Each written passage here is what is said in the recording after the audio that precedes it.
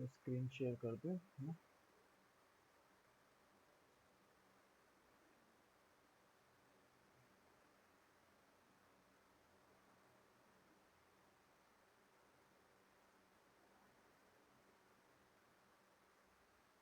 इसको लॉगिन कर लेते हैं।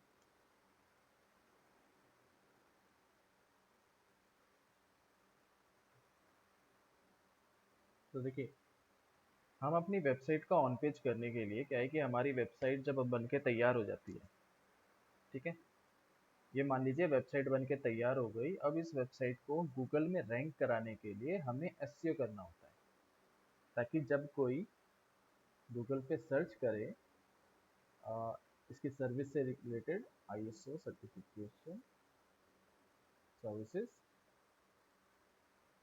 तो गूगल के इस रिजल्ट में हमारा भी वेबसाइट का नाम आना चाहिए। ठीक है, अभी कहीं पे भी नाम नहीं आ रहा, तो हमारी वेबसाइट का नाम आने के लिए हम क्या करते हैं, इसको एसईओ ऑप्टिमाइज करते हैं। ठीक है, अब एसईओ ऑप्टिमाइज करने के लिए आपको एक प्लगइन की जरूरत है यहाँ पे, जो मैंने बताया था, रैंक मैथ। ठीक है, रैंक मैथ कर सकते हो, श्योर रैंक कर सकते हो, ऑल इन वन एसईओ या योस्ट एसईओ, ये प्लगइन्स आप यूज कर सकते हो, लेकिन इनमें से कोई एक। ठीक है, तो हमने इस रैंक मैथ को इंस्टॉल किया।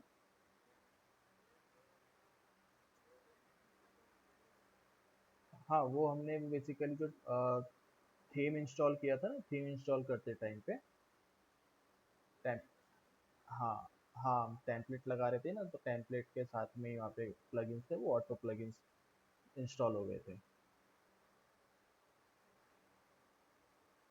ठीक है, सो बेसिकली आप श्योर रैंक का भी यूज़ कर सकते हो, लेकिन रैंक मैथ को मैं इसलिए रिकमेंड करता हूँ ताकि यहाँ पे काफ़ी सारे फीचर्स जो हैं वो आपको क्लियर समझ में आते हैं। जैसे आप जो पेज को ऑप्टिमाइज कर रहे हो, तो पेज का स्कोर कितना पहुंचा और कितना इम्प्रूवमेंट करने की ज़रूरत है ना। तो वो सारी चीज़ें वो एक नंबर्स के थ्रू आपको बता देता है कि अभी आपका पेज है वो पूरा ऑप्टिमाइज नहीं है, थोड़ा और इसको ऑप्टिमाइज करने की ज़रूरत है। और बाकी इसके जो टेक्निकल एसईओ के टर्म्स होते हैं, तो टेक्निकल में भी हेल्प करता है ये। तो इसलिए मैं रैंक मैथ को रिकमेंड करता हूँ, रैंक मैथ आप इंस्टॉल कर सकते हैं, यूज़ कर सकते हैं इसको। तो रैंक मैथ इंस्टॉल करने के बाद अब जो आपका पेज पे आप जाओगे,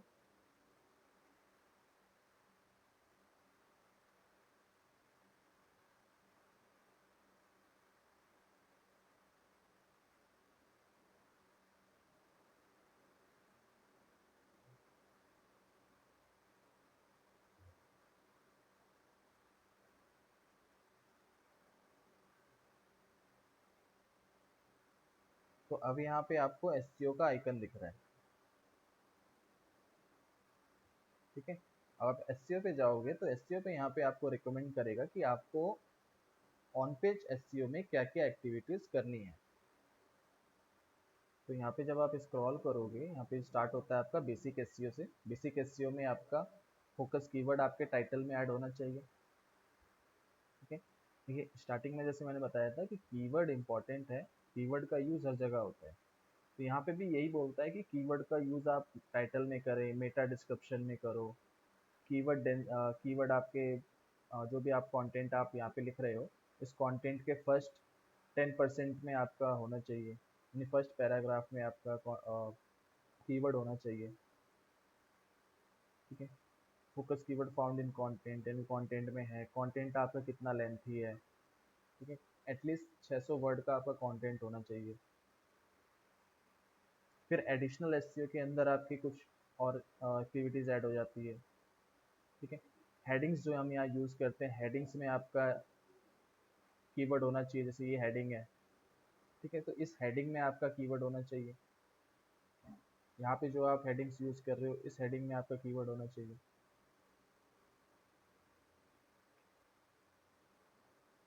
ठीक है,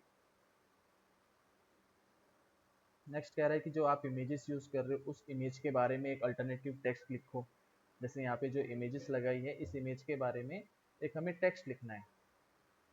ठीक है, और उस टेक्स्ट के अंदर भी हमें अपने कीवर्ड को ऐड करना पड़ेगा।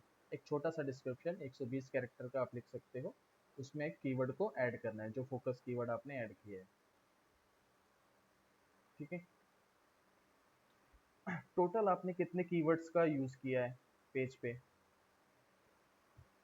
तो जो यहाँ पे आपका फोकस कीवर्ड है, ये फोकस कीवर्ड सिर्फ 4 बार यूज हो रहा है। ठीक है, अब यहाँ पे देखिए कंटेंट की लेंथ कितनी है, 559 वर्ड की। ठीक है, ऑलमोस्ट मान लीजिए 560 वर्ड का कंटेंट है। अगर इन और हर एक वर्ड को आप काउंट करोगे तो 560 वर्ड हो रहे हैं। अब इसमें सिर्फ 4 बार यूज हो रहा है, तो 4 बार यूज हो रहा है यानी कि 0.72% आप कीवर्ड का यूज कर रहे हो, 1 से 2%। हाँ, ठीक है, तो 1 से 2% आपका यूज होना चाहिए। तो इसको हम थोड़ा सा और रिपीट कर सकते हैं, इसको मतलब कि हम 8 बार और यूज कर सकते हैं, मतलब 4 बार और यूज कर सकते हैं। यहाँ पे 4 है तो इसको हम 8 कर सकते हैं।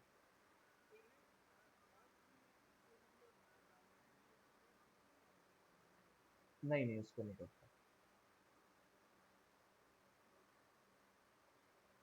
ये बेसिकली पेज के कंटेंट को करता है, जो पेज पे कंटेंट डला हुआ है ना, ये सब कंटेंट, ये जो लिखा हुआ है, यहाँ पे आप कीवर्ड कितना यूज कर रहे हो।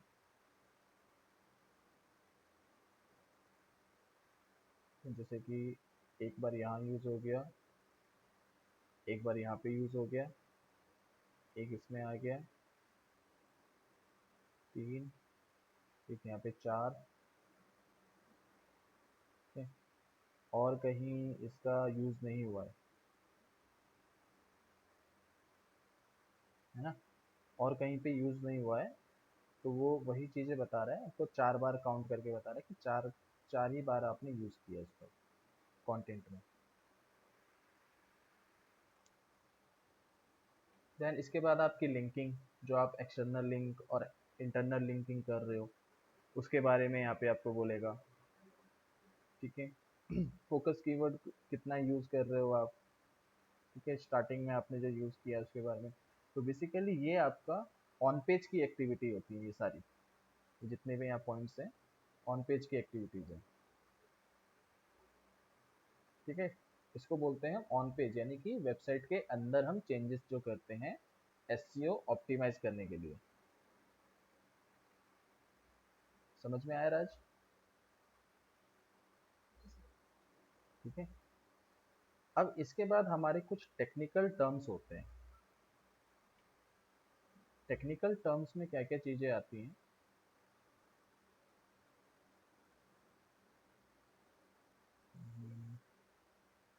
जैसे आपका आता है सबसे पहले कि आपको वेबसाइट की स्पीड टेस्ट करना। वेबसाइट की स्पीड कितनी है। ठीक है, वेबसाइट की स्पीड जो है वो किस रीजन से ज़्यादा हो रही है। तो मैक्सिमम आपका 2.5 सेकेंड होना चाहिए। 2.5 सेकेंड में आपकी वेबसाइट लोड होनी चाहिए। अब हम इस चीज़ का पता कैसे करें कि हमारी वेबसाइट की स्पीड कितनी है। ठीक है, तो इसके लिए आप टूल का यूज़ कर सकते हो। जैसे एक है जीटी मैट्रिक्स।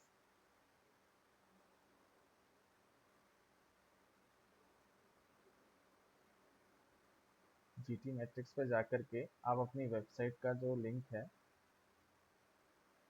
सिर्फ इतना लिंक देना है जो आपका डोमेन नेम के साथ है एक्सटेंशन। टेस्ट नाउ करो उसको।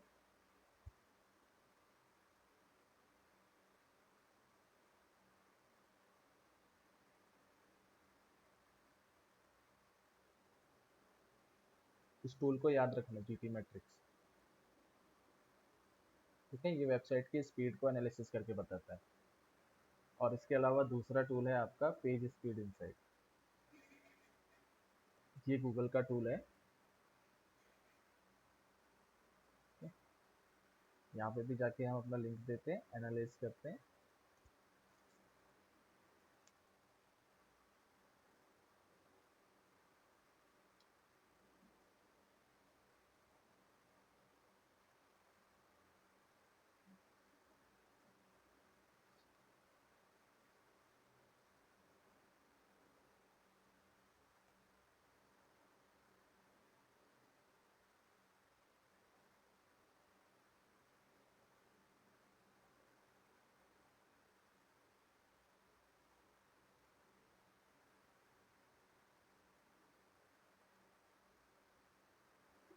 अकाउंट क्रिएट कर लेते हैं।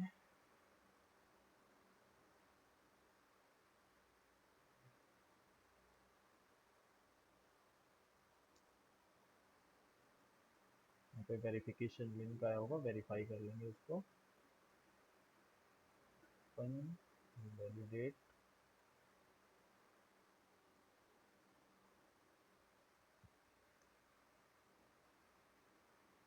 ये हो गया हमारा अकाउंट क्रिएट।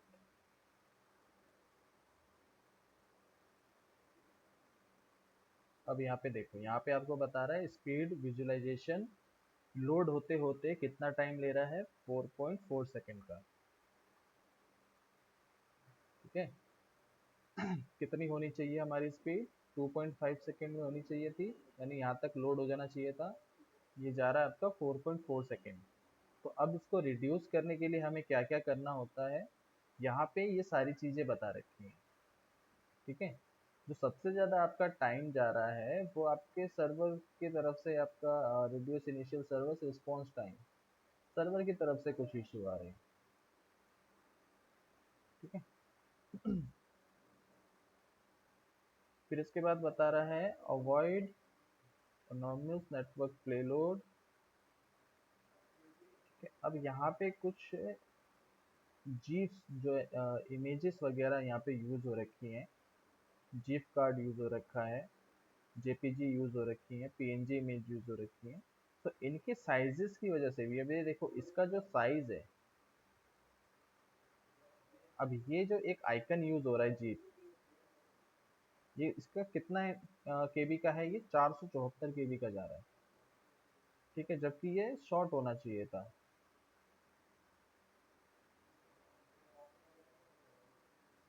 ठीक है, तो इसकी वजह से भी आपका जो है टाइमिंग जो है वो इंक्रीज हो, मतलब टाइमिंग बढ़ जा रही है इसमें लोड होने के लिए।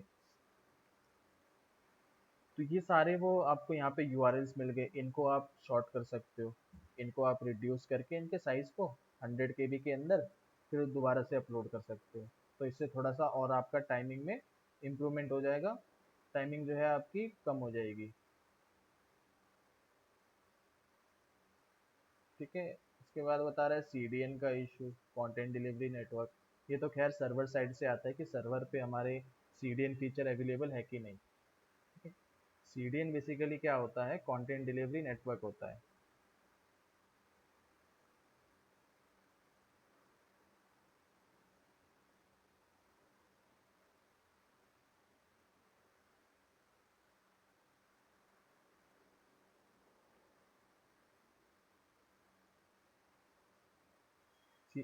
हाँ जी।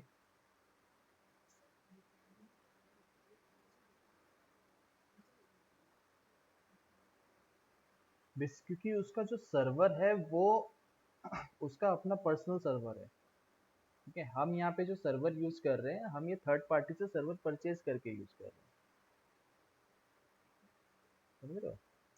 और उसका जो वो जो वेबसाइट है आपकी फ्लिपकार्ट या अमेजोन, ये बेसिकली इस तरीके से डिजाइन की गई है कि अगर यहाँ पे कोई भी यूजर जा करके कितनी भी बड़ी साइज की इमेजेस वगैरह अपलोड करता है, तो वो उसको ऑटोमेटिकली ही रिड्यूस कर देता है साइजेस को।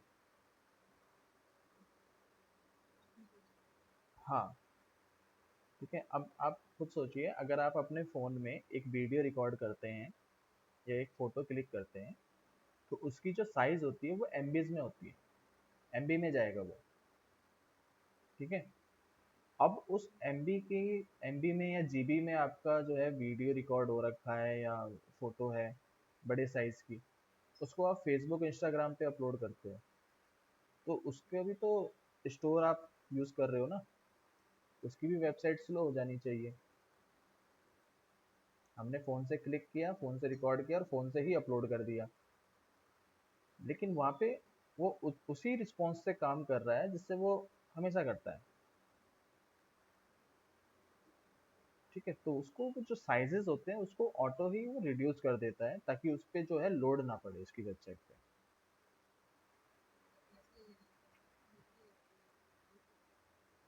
हाँ, यूट्यूब भी है।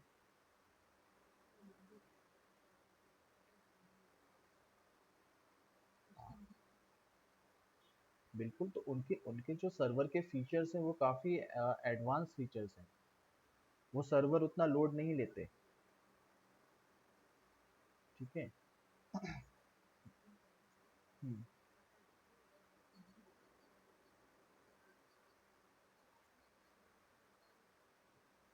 सर्वर, क्योंकि ये आपको उसमें से स्पेस दे रहा है। मान लो मेरे पास 1000 जीबी का स्पेस है। अब मैं उस 1000 जीबी के स्पेस से मैं आपको सिर्फ 20 जीबी दे रहा हूँ या 10 जीबी दे रहा हूँ या 50 जीबी दे रहा हूँ। आप जैसा मेरे को पे करोगे मैं उस हिसाब से आपको स्टोरेज दूंगा। ठीक है। तो मैं पार्ट पार्ट में बेच रहा हूँ इसको। अब एक जो सर्वर होता है, जो बड़ी बड़ी कंपनीज के जो सर्वर यूज होते हैं उनके अपने पर्सनल सर्वर होते हैं। एक बहुत ही बड़े एरिया में उनका सर्वर होता है। जो मशीनें, उनकी जो सर्वर की मशीनें होती हैं वो कंटिन्यूसली 24 घंटे उनकी रन होती है। ठीक है। उन सर्वर्स को हैंडल करने के लिए 100-200 लोग अलग से काम कर रहे होते हैं। ठीक है। उस पूरे रूम को, जिस एरिया में सर्वर रखा जाता है, उस सर्वर को कूल रखने के लिए एसी वगैरह, हाई कूलिंग की ज़रूरत होती है, लो टेम्परेचर की। ठीक है। तो उसके लिए भी वो एनी टाइम अवेलेबल होते हैं हर कोई। ठीक है। तो इसलिए उसका जो सर्वर है वो अपना रिस्पॉन्स कर रहा है, काफ़ी एडवांस लेवल का सर्वर वहाँ पे यूज़ हो रहा है। समझ रहे हो। अभी तो हम क्या कर रहे हैं, हमने तो यहाँ से बस परचेज कर लिया। इसको हमने 1 साल का जो भी 2500-3000 रुपये लगता है वो हमने दे करके इसको हमने परचेज कर लिया।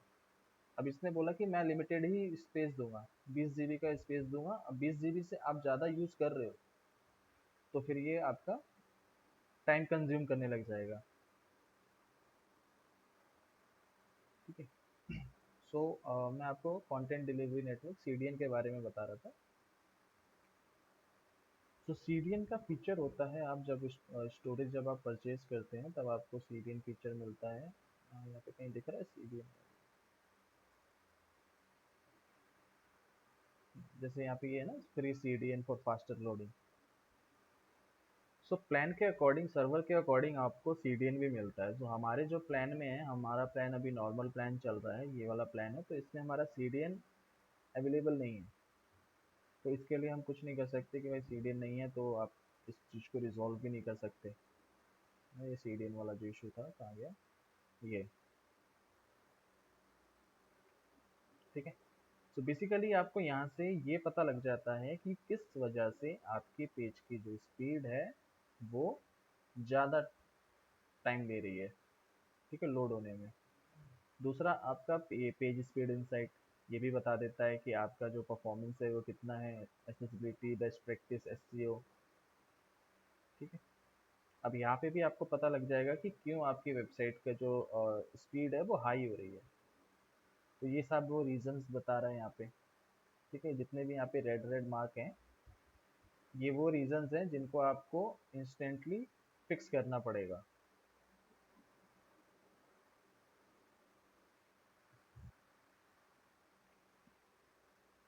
जैसे यहाँ ये जावा स्क्रिप्ट की फाइल्स हैं, सीएसएस की फाइल्स हैं, इसकी वजह से आपकी जो टाइमिंग है वो इंक्रीज हो रही है।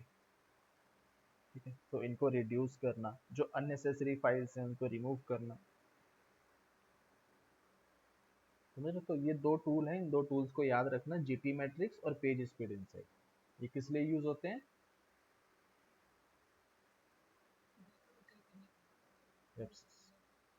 वेबसाइट की स्पीड को टेस्ट करने के लिए, चेक करने के लिए। ठीक है।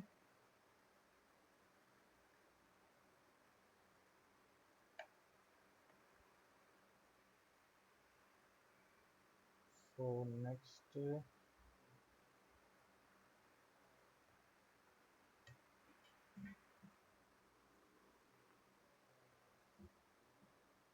एक चीज और इसमें होती है, आई थिंक अगर यहाँ पे अवेलेबल होगा तो देखते हैं।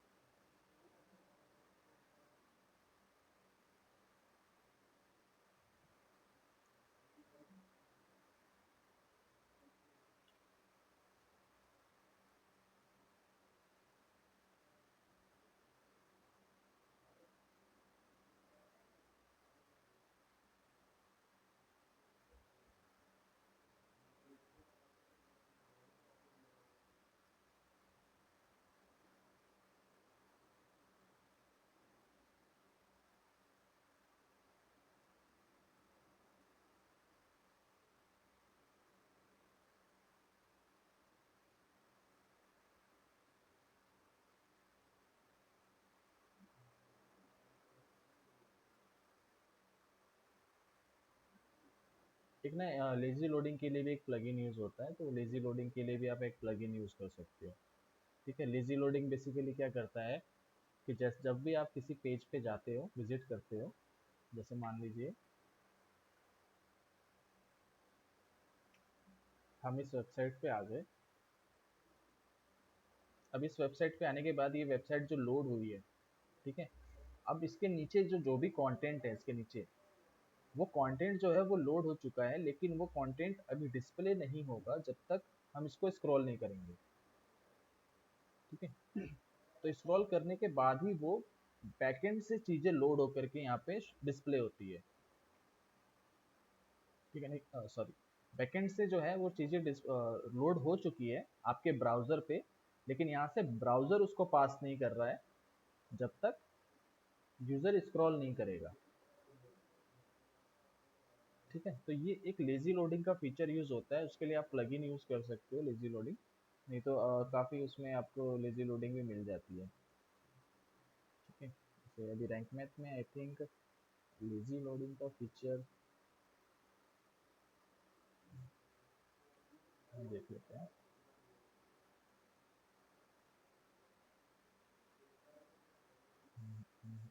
Lazy loading analytics.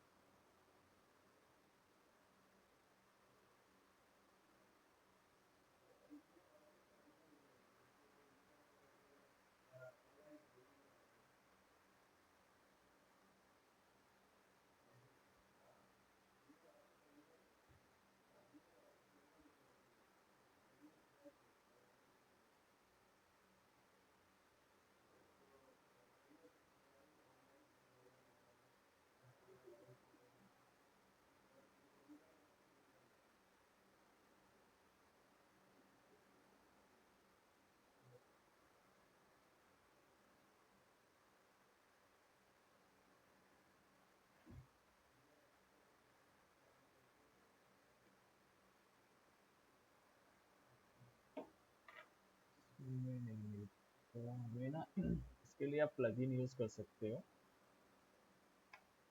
Add plugin, इसमें WP रॉकेट।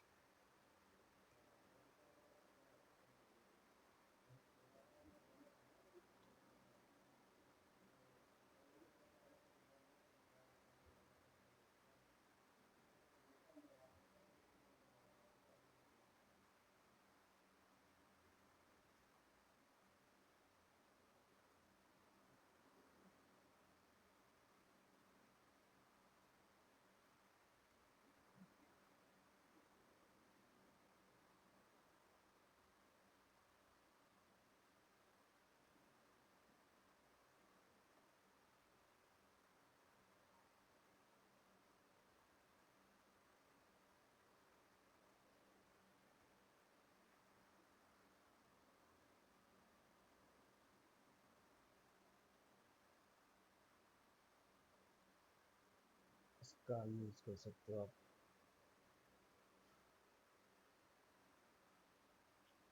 कि ये आपकी पेज स्पीड की परफॉर्मेंस को बूस्ट कर देगा, तो ये प्लगइन का हम यूज कर सकते हैं।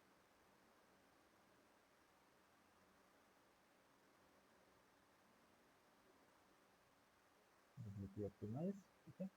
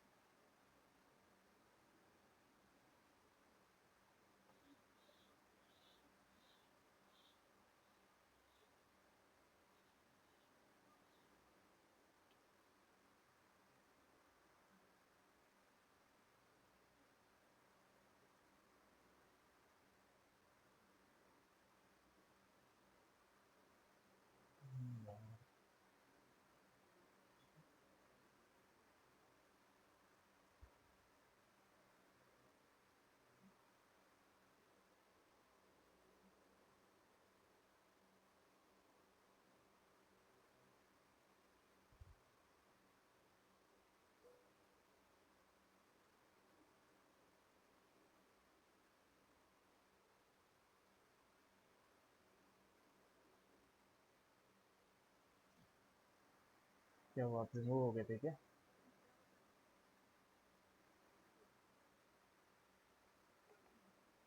जी, मैं बेसिकली प्लगइन बता रहा था कि लेज़ी लोडिंग के लिए आप ये डब्ल्यू पी ऑप्टिमाइज प्लगइन का यूज़ कर सकते हो।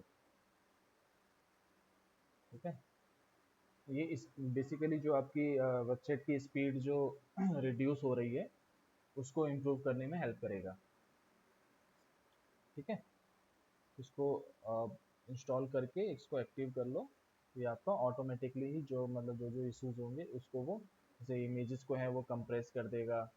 ठीक है, सी एस एस जावा को ज़्यादा हैवी हो रही है तो उसको यूज़ कर लेगा, उसको रिड्यूस कर देगा।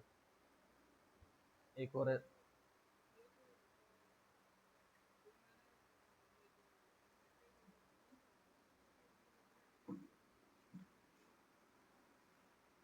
हाँ, उसको देखो अपनी तरफ से तो हमें कंप्रेस करके ही यूज़ करना चाहिए।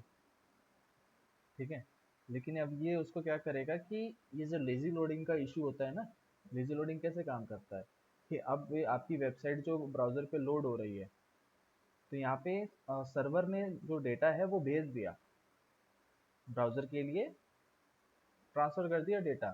ब्राउज़र पे आकर के वो डेटा रुक जाता है, स्टोर हो जाता है। अब वो स्टोर हुआ डेटा कब यूज़र को शो होगा, क्योंकि जो आपकी वेबसाइट ओपन हो रही है वो ब्राउज़र पे ही ओपन हो रही है ना, इंटरनेट पे। तो ब्राउज़र तक आपका डेटा आ चुका है, अब वो उसको स्टोर मतलब कि रोक देगा, जब तक आप स्क्रॉल नहीं करोगे तब तक उसे शो नहीं करेगा। ठीक है, यानी कि जब मैं स्क्रॉल कर रहा हूँ ना तब चीज़ें लोड होकर के स्क्रीन पे शो हो रही हैं। तो यहाँ हाँ,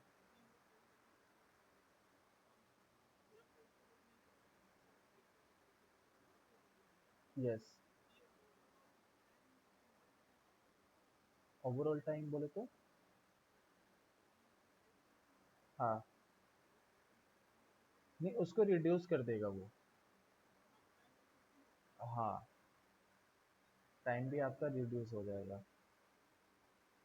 ठीक है, दूसरा कई बार क्या होता है ना कि टाइम अगर आपको ज़्यादा दिखा रहा है तो उसका रीज़न पीछे ये भी हो सकता है कि हम जैसे हम लोग इस क्रोम का यूज़ करते हैं ना, तो यहाँ पे मल्टीपल हम अपने टैब्स ओपन करके रखते हैं, एक कुकीज़ हमारी सेव होती जाती है, तो उस कुकीज़ की वजह से भी हो जाता है। हेलो,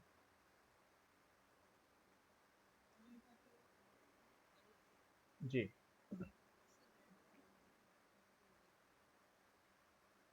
क्या हो गया? अच्छा अच्छा, कहाँ से डिस्कनेक्ट हुआ था?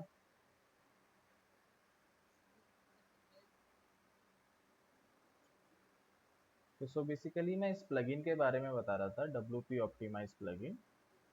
ये प्लगइन क्या करता है कि आपकी वेबसाइट के जो भी टेक्निकल इशू है ना वेबसाइट स्पीड से रिलेटेड, तो वेबसाइट स्पीड से रिलेटेड जो इश्यूज हैं उनको फिक्स कर देता है ये।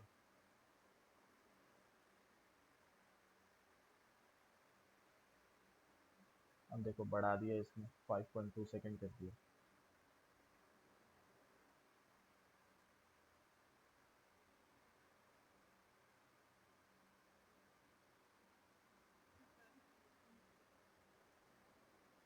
पहले 4.4 आ रहा था, अभी 5.2 कर दिया। हाँ, एक सेकेंड।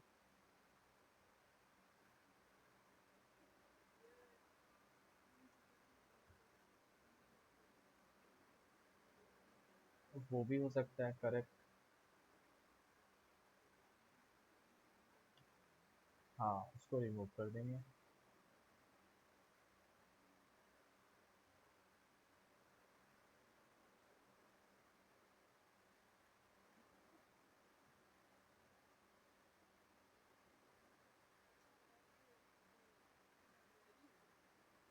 किसको? हाँ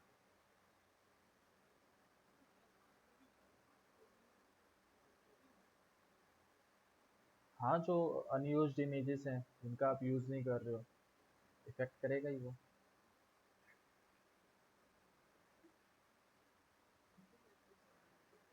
बिल्कुल, बेसिकली वो सारी इमेजेस जो है वो कहाँ पे स्टोर हो रही है, सर्वर पे ही तो स्टोर हो रही है ना। सर्वर का रिस्पॉन्स तो स्लो होगा ही फिर।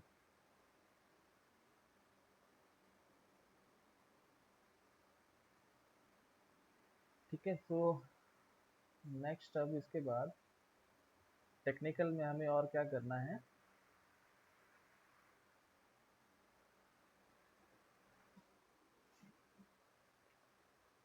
तो टेक्निकल में दूसरा पार्ट आपका site map, site map dot XML. ठीक है, अब साइट मैप डॉट एक्सएमएल का हम यूज़ क्यों करते हैं, क्योंकि स्टार्टिंग में मैंने बताया था आपको कि सर्च इंजन काम कैसे करता है। पता है कैसे करता है काम सर्च इंजन? विजय, आपको याद है कैसे?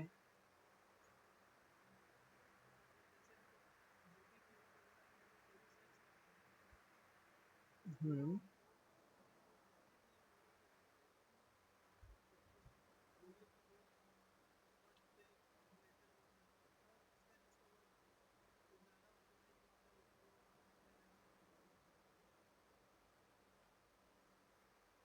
वो तो है, लेकिन मैं यहाँ पूछ रहा हूँ सर्च इंजन कैसे काम करते हैं। ठीक है, तो देखिए, शायद आप भूल गए होंगे। तो राज, आप थोड़ा ध्यान से सुनिएगा इसको। सर्च इंजन जो है, सर्च इंजन हम बोलते हैं गूगल को, गूगल सर्च इंजन है। इसी तरीके से याहू है, बिंग है, और भी इस तरीके से बहुत सारे हैं। आस्क डॉट मी, ठीक है, डक डक डक गो, डक डक डक डक गो। ठीक है, इस तरह के काफ़ी सारे सर्च इंजन है।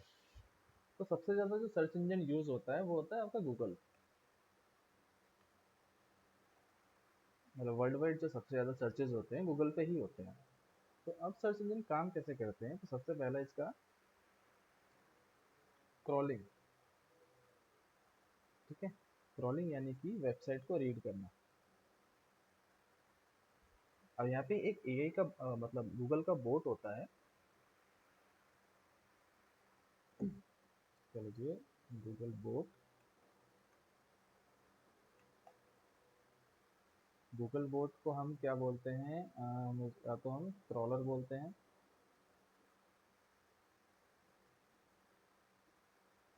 एक हम बोलते हैं इसको स्पाइडर। ठीक है, अब ये क्या करते हैं, ये आपकी वेबसाइट को रीड करने के लिए आते हैं, इसको बोलते हैं क्रॉलिंग।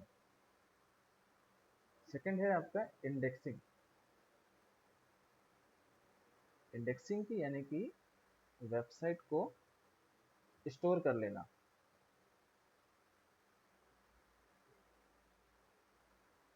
ठीक है, वेबसाइट स्टोर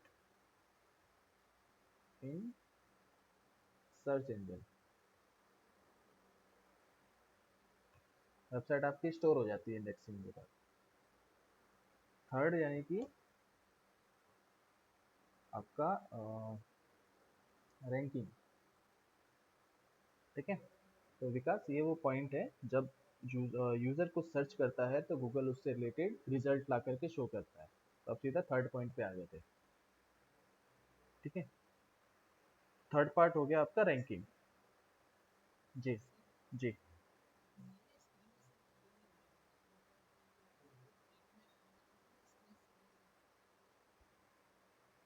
विजय, विजय आपको क्या शो हो रहा है? नोटपैड शो हो रहा है जहाँ पे मैं लिख रहा हूँ, टाइप कर रहा हूँ? Okay, sorry sorry.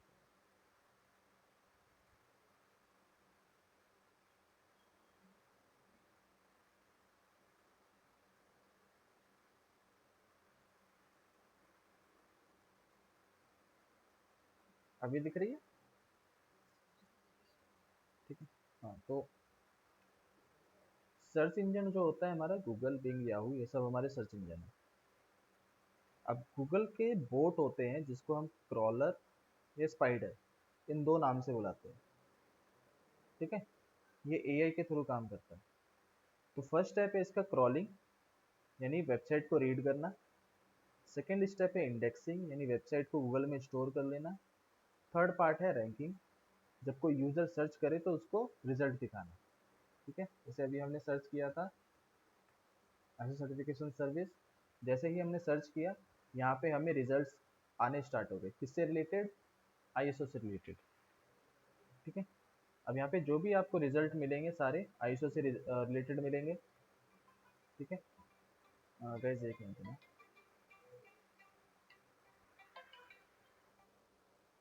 हाँ जी सर।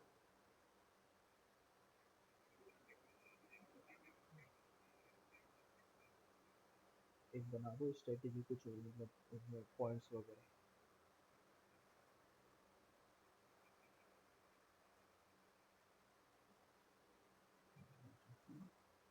हाँ हाँ हाँ हाँ।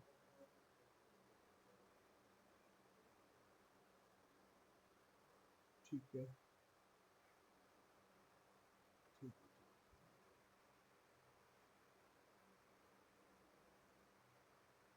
ठीक।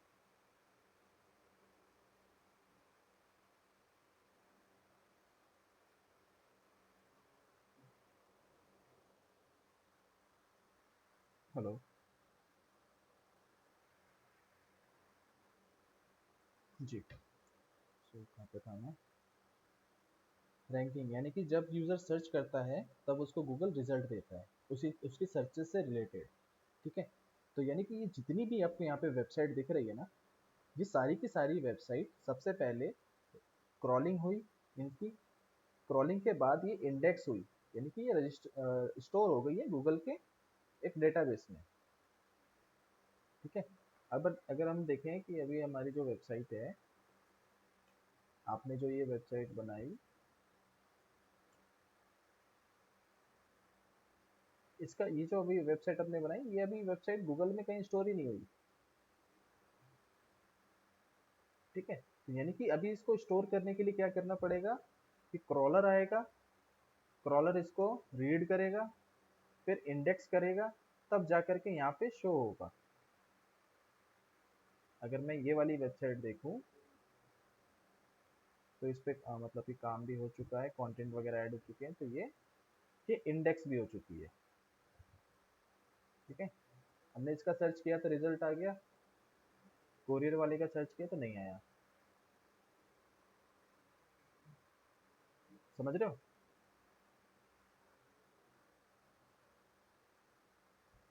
समझ में आया कुछ? Hello hello hello.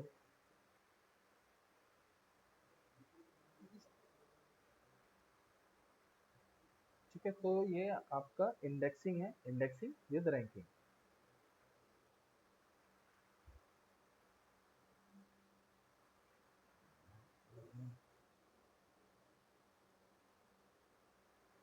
सो अब साइट मैप का हम बेसिकली यूज़ किस लिए करते हैं, साइट मैप क्या हेल्प करता है, हम साइट मैप के बारे में समझ रहे थे। तो साइट मैप जब हम अपनी वेबसाइट में पेजेस बना लेते हैं, ठीक है, हमने मान लो हमने एक पेज से स्टार्ट किया और हमने 1000 पेज बना दिया, तो जो गूगल का बोट है ये रीड करने के लिए आया था वेबसाइट आपकी, तो ये एक बार में सारे पेजेस को रीड नहीं कर सकता, ये धीरे धीरे रीड करता है। ठीक है, और इसके पास एक टाइम होता है, लिमिटेड टाइम। क्रॉलर के पास लिमिटेड टाइम होता है जिसको हम क्रॉलिंग बजट बोलते हैं। ठीक है, क्रॉलिंग बजट यानी कि क्रॉलर के पास टाइम है, क्रॉलिंग बजट कितना है उसके पास, मान लो 1 मिनट का। अब 1 मिनट में वो 1000 पेजेस को रीड नहीं करेगा और इंडेक्स भी नहीं करेगा। करेक्ट। तो अब हम यहाँ पे क्या करते हैं कि यहाँ पे हम साइट मैप एक्सएमएल का यूज करते हैं। साइट मैप एक्सएमएल का यूज करते ही क्या होता है कि क्रॉलर जब आएगा साइट पर, ये देखो यहाँ पे मैंने साइट मैप डॉट एक्सएमएल डाला, एंटर किया। अब यहाँ पे ये साइट मैप की फाइल ओपन हो गई। तो गूगल का बोट अब इस पे जाएगा, यहाँ पे सारे पेजेस हैं जितने भी इसके सर्विस पेज है, सारे सर्विस पेजेस यहाँ पे बने हुए ऐड है। तो गूगल अब इन पेजेस को रीड कर लेगा एक ही बार में, और जब एक ही बार में रीड कर लेगा तो एक ही बार में उनको इंडेक्स भी कर देगा। यहाँ पे 35 यूआरएल्स हैं, 35 यूआरएल्स को एक बार में रीड करके एक बार में इंडेक्स कर देगा। ठीक है, तो इसलिए हम साइटमैप एक्सएमएल का यूज करते हैं। अब साइटमैप एक्सएमएल का यूज आप कैसे कर सकते हो? वर्डप्रेस में सबसे इजी है। हमने जो है रैंक मैथ का यूज किया हुआ है। रैंक मैथ में हम जाते हैं, यहाँ पे आपको साइटमैप सेटिंग मिल रही है। साइटमैप सेटिंग पे चले जाओ।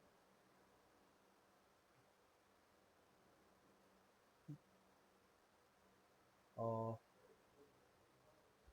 यहाँ पेजेस है, यहाँ पे क्या है कि यहाँ पे कैटेगराइज कर देता है आपके साइट मैप को। ठीक है, पेजेस के लिए अलग साइट मैप कर देगा, ब्लॉग्स आप लिख रहे हैं उसके लिए अलग साइट मैप बना देगा, इमेजेस वगैरह आपने लगा रखी है उसके लिए अलग साइट मैप बना देगा। ठीक है, टैग्स वगैरह यूज कर रहे हैं तो उसके लिए अलग साइट मैप बना देगा। जी हाँ, रैंक मैथ के अंदर ये फीचर है साइट मैप का। ठीक है, तो यहाँ पे कैटेगरी वाइज इसने सबका साइट मैप बना रखा है। तो अब ये हमने जैसे प्लगइन को इंस्टॉल किया था, एक्टिव किया था, तो इसने अपने आप ही एक साइट मैप जनरेट कर दिया। अब ये आपका साइट मैप है, इस पर आप क्लिक करके जाओगे तो यहाँ पे ये जितने आपके पेजेस हैं, ये पेजेस आपके यहाँ पे लिस्ट है। ये 8 यूआरएल यहाँ पे लिस्ट है। ठीक है, तो अब यहाँ पे हम गूगल के बोर्ड को ये बोलते हैं कि आप इस पेज पे आओ और इसको रीड करो, यानी इस पेज को। जब वो इस पेज को रीड करेगा तो यहाँ पे उसको ये सारे लिंक्स मिलेंगे, और जब ये सारे लिंक्स मिलेंगे तो वो एक बार में सबको इंडेक्स कर देगा।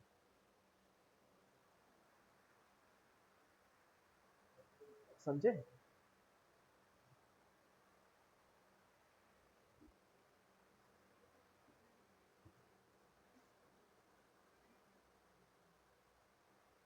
साइट मैप, साइट मैप तो आपका ये जो आपने प्लगइन यूज किया रैंक में, इसने इसने खुद से बना दिया। अब मैं आपको दूसरा ऑप्शन भी बताता हूँ। मैनुअल भी होता है। मैनुअल भी कैसे होता है मैं बताता हूँ। मैनुअल करने के लिए आप गूगल पे डालिए साइट मैप जनरेटर। ठीक है, फर्स्ट लिंक पे चले जाओ, यहाँ पे अपना वेबसाइट का लिंक दे दो और जनरेट साइट मैप पे क्लिक कर दो। अब ये जितने भी आपके पेजेस होंगे वेबसाइट के अंदर, सबको एक फाइल के अंदर ऐड कर देगा।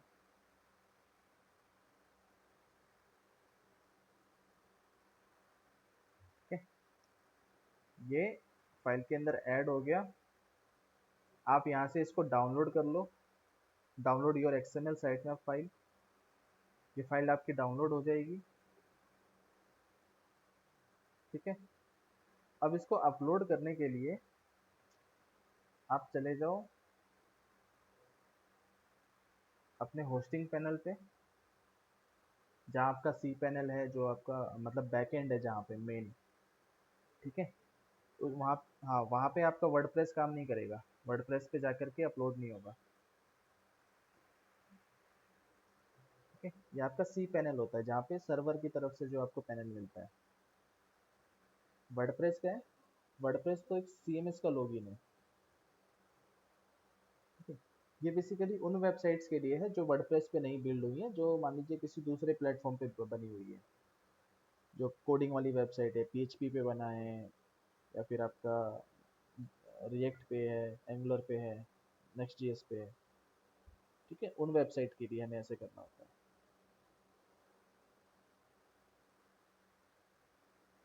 तो यहाँ पे ना आपको ऑप्शन एक मिलता है फाइल्स का, यहाँ पे मिलेगा आपको फाइल मैनेजर।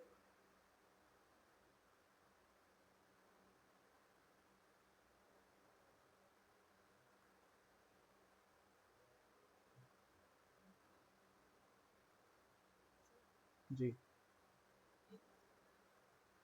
हाँ, हाँ, यस, नहीं, ये जब जब आप मैनुअली अपलोड करते हो ना, तब मैं बता रहा हूँ कि यहाँ से जा करके उसको अपलोड कर सकते हो। फाइल मैनेजर पे जाके यहाँ पे अपलोड का ऑप्शन आएगा, पब्लिक एचटीएमएल में जाना है। पब्लिक एचटीएमएल की एक फोल्डर होती है फाइल यहाँ पे, इस फोल्डर में अब यहाँ पे आप इसको अपलोड कर दो। ठीक है, यहाँ पे अपलोड का ऑप्शन मिल जाएगा, यहाँ से अपलोड कर दो उसको, आपका साइट मैप जो है एक्टिव हो जाएगा।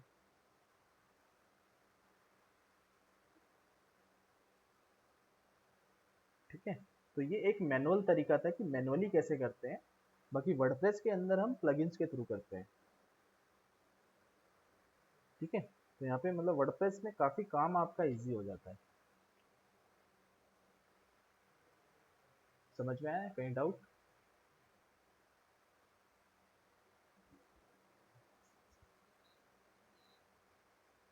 कहाँ पे नहीं आया समझ में?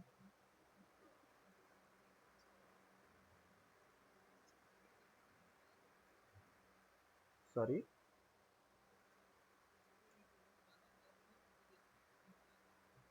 अच्छा, ठीक है, वीडियो मैं आपको भेज दूंगा। वीडियो आप देखो, समझने की कोशिश करो, और जहाँ पे आपको नहीं समझ में आता है ना, वहाँ पे रोक करके उसको पॉइंट को नोट कर लो डायरी में। ठीक है, फिर जब हम नेक्स्ट क्लास में मिलें तो फिर वहाँ पे आप हमसे पूछ सकते हो। ठीक है, हाँ, आपकी क्रॉलेबिलिटी और इंडेक्सिंग को फास्ट करता है।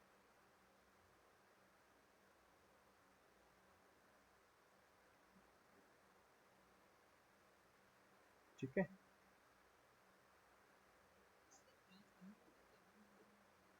मंडे होगी ये बदले।